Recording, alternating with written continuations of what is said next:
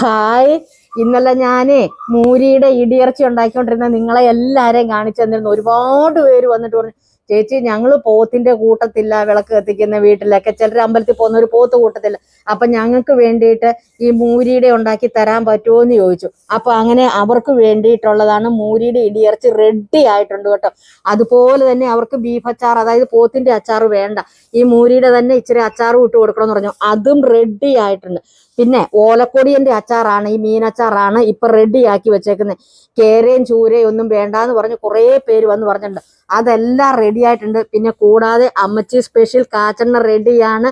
പിന്നെ നമ്മുടെ മൊരിച്ചില്, അതുപോലെ തന്നെ നമ്മുടെ സോറിയാസസ്, വട്ടം വട്ടം മുടി കൊഴിയുക, മുടി ചെമ്പ് കളർ, അതിനുള്ള എണ്ണയും റെഡിയാണ്. പിന്നെ എന്ന് പറഞ്ഞിട്ടുണ്ടെങ്കിൽ നമ്മുടെ അച്ചാർ ഐറ്റംസ് എല്ലാം റെഡിയാണ്. ചക്ക വറുത്തത്, വാഴയ്ക്ക വറുത്തത്, ചിപ്സ് ഐറ്റംസും റെഡിയാണ്. പിന്നെ ആ കൂട്ടത്തിൽ ഇപ്പം ശർക്കര വരട്ടി ഇന്ന് റെഡി ആക്കിക്കൊണ്ടിരിക്കുന്നുണ്ട് കേട്ടോ അപ്പുറത്ത്. പിന്നെ നമ്മുടെ പൈസസ്, ഇടുക്കിയുടെ സ്വന്തം കുരുമുളക്, ഏലക്ക, ഗ്രാമ്പൂ, കാപ്പിപ്പൊടി, തേയില, പിന്നെ ഇനി ഇപ്പം മഴക്കാലമല്ലേ, ചുക്കൊക്കെ റെഡിയാണ് കേട്ടോ. ഉണക്കച്ചുക്ക് നമുക്ക് കഷായം വെച്ച് കുടിക്കാനായിട്ട് അങ്ങനെയുള്ള സാധനങ്ങളെല്ലാം റെഡിയാണ്.